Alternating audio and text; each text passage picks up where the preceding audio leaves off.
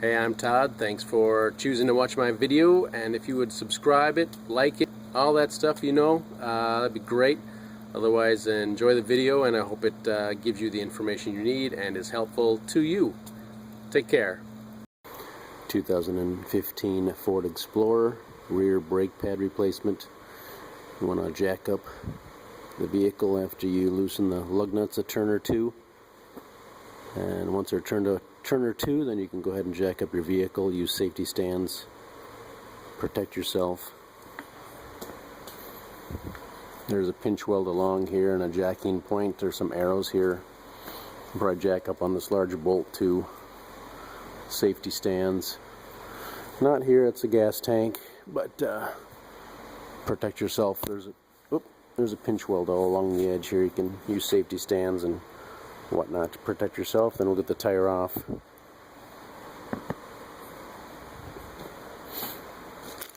Selection of tools: 1/2-inch gun, torque wrench, 3/8.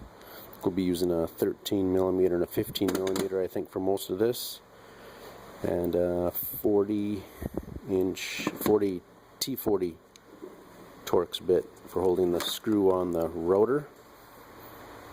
You do need a special tool here probably for collapsing the piston. I've used a needle nose at times, but using the right tools going to be probably better.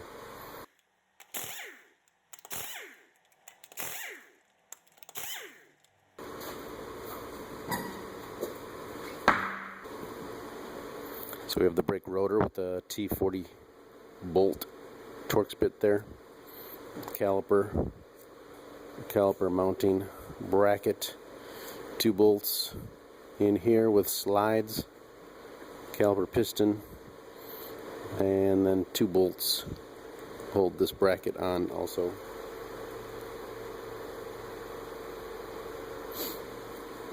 Has the emergency brake built into it, so that's why we need to use a special tool and turn and push the piston in a clockwise fashion. All bolts, lug nuts are left to loosen, right to tighten.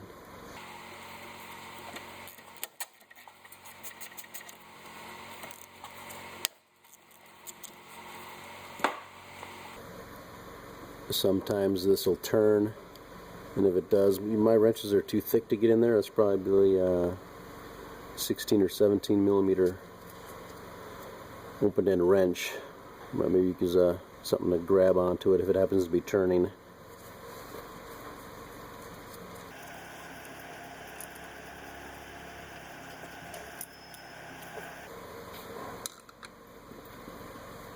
So the piston will not collapse, but maybe I can get a little free play to lift it off.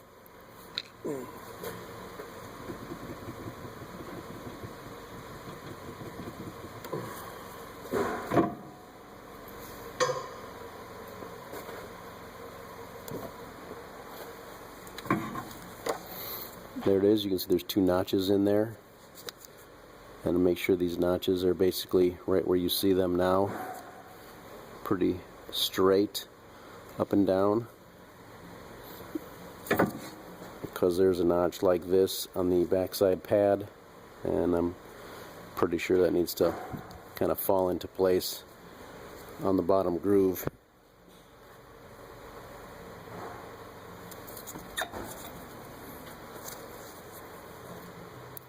You kind of see the mark there.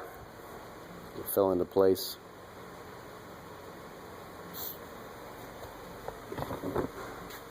And we have 15mm bolts.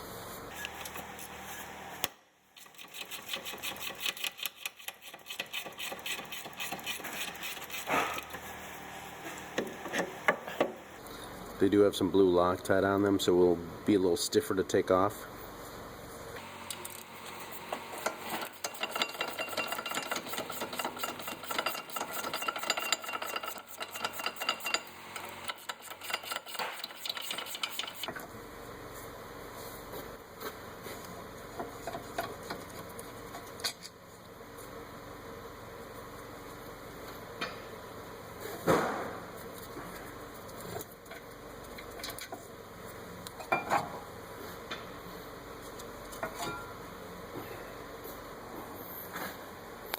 And as I say in every video, if money is super cheap, super tight, and it's not metal to metal and ground up, you could possibly just throw the new pads onto the caliper mount.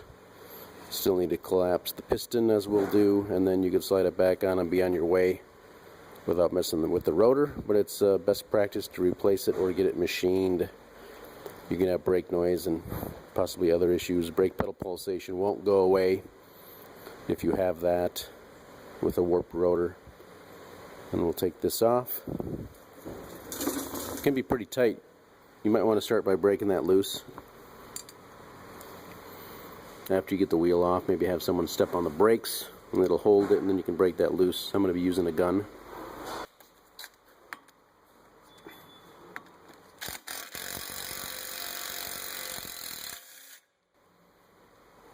Surprisingly tight.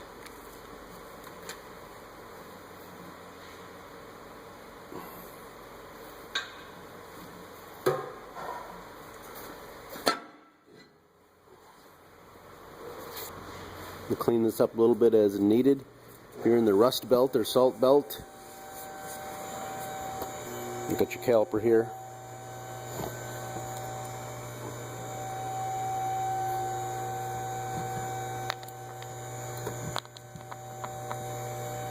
Make sure the slides are free, which they are.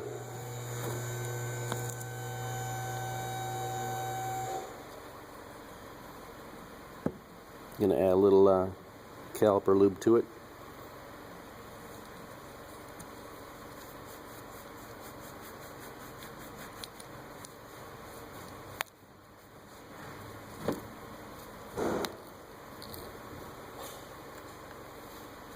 See the rubber bushing.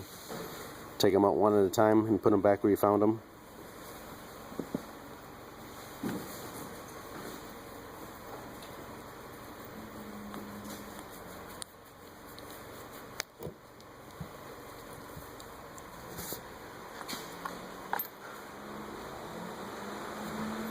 These friction fit bits in here, you can either clean the zip really nice with a clean rag, maybe a wire brush, or replace them with clips that come with in the kit. These are not exactly the same, but they should work. Provide a little spring tension against the brake pad.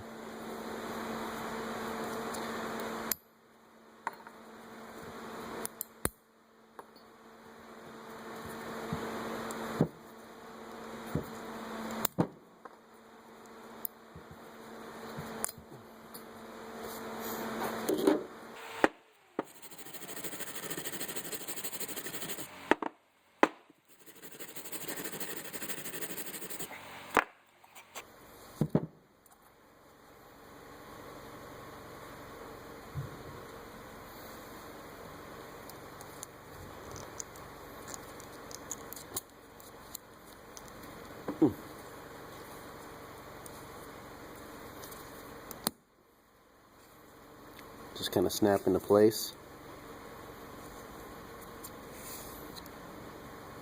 Higher edge in the back.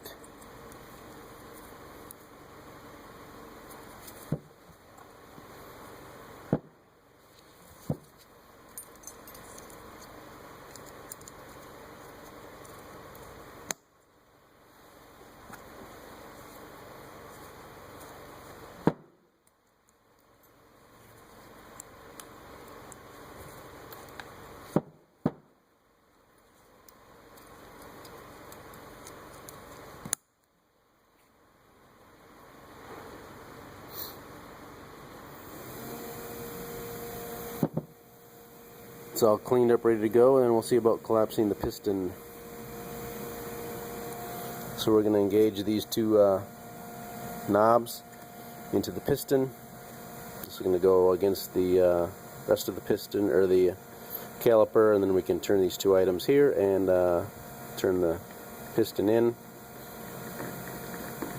and keep force on it by turning this the opposite way.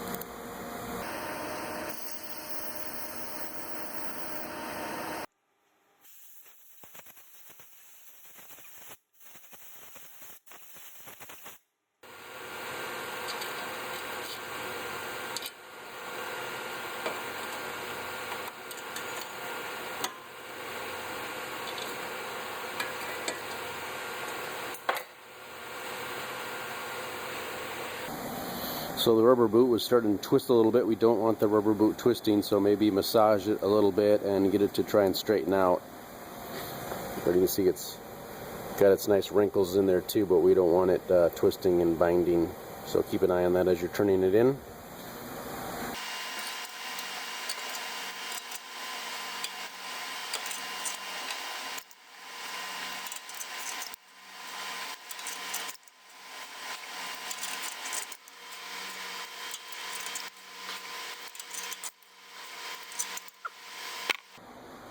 So I've come to the bottom, and those notches are not really straight, so I have to turn it the other way, try and get the notches to line up where I want them in this straight position here.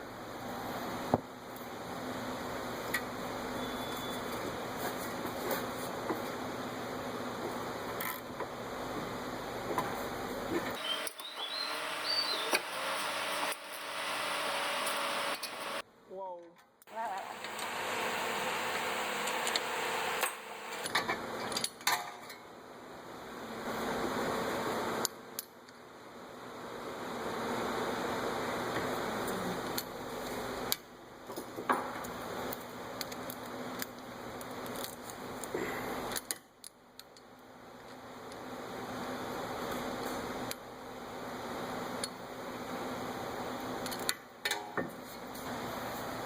I think it's pretty well lined up straight now, so it should fall on that pin nicely.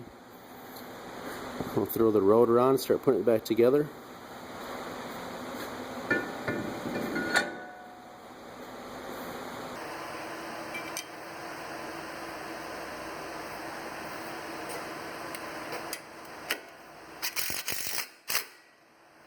This is a Raybestos. It's got rust protection on it, so you don't need to clean it, but most rotors you need to clean with the warm soap and water on the surface. Just clean it all off. Warm soap and water, some brake clean, towel dry it, wipe it down with some paper towels or something, get it dry and clean. Should be good to go.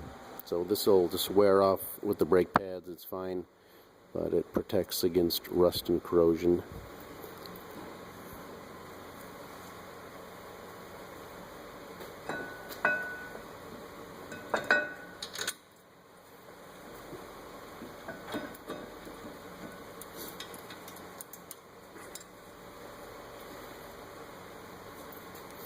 Put a dab of, if you want to pick up some blue Loctite, you put a dab on here, just a drop or two on the threads, and then screw it back in.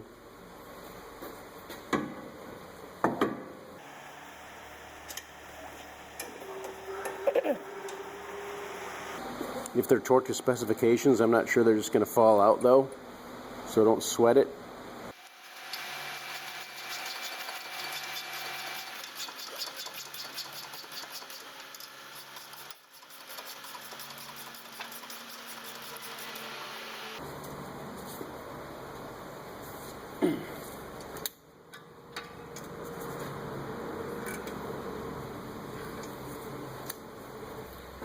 Put just a little bit of a lubricant on the ends here where it rides in these slots.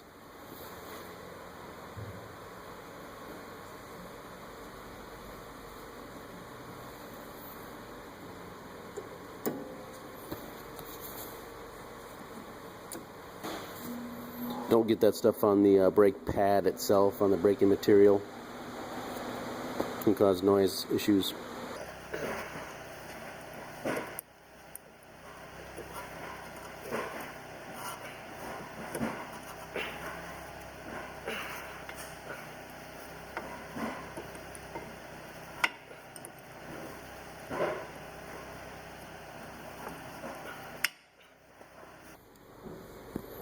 Again, got the pin on there.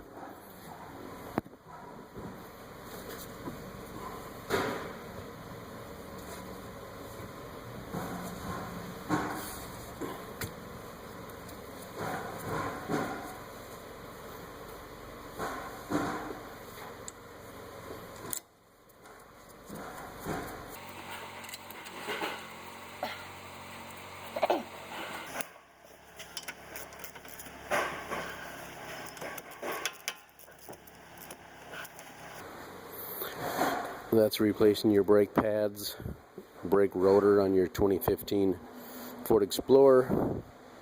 Give you the torque specs. The lug nuts are probably 100 foot-pounds. Put the tire on, tighten them up in a crisscross pattern, probably as tight as you can get them. And I'm sure the wheel will start spinning. Once they're tight, you can put the vehicle back on the ground, then finish torquing them. I'll give you the torque specs here, and we'll talk about the master cylinder and managing brake fluid level. 76 foot-pounds for the anchor plate, caliper anchor plate bolts, the bigger ones. And then just 24 foot-pounds for the smaller ones. And yes, 100 foot-pounds for the lug nuts. So here we are under the hood on the Ford Explorer for the brake fluid. It's right back here. There's a maximum and minimum line over here. I'm sure this cap just twists off. Ooh.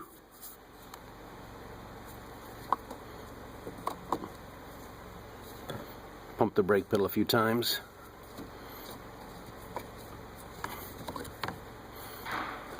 You can top it off as needed. You do want to monitor this to make sure brake fluid doesn't come out. Brake fluid can do damage to paint, so just keep an eye on the level. When you're collapsing the pistons, you can use a clean rag or a turkey baster or something, maybe suck it out a little bit. Just keep an eye on it from overflowing. Looks like the fluid level's in a good spot, so we're lucky enough to leave it.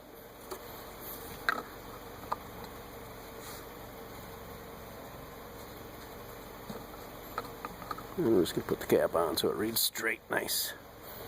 Alright, that is replacing your rear brake pads, rear rotor on your 2015 and other model years. I am sure Ford, Mercury products, maybe even Mazda, rear brake pads and rotors.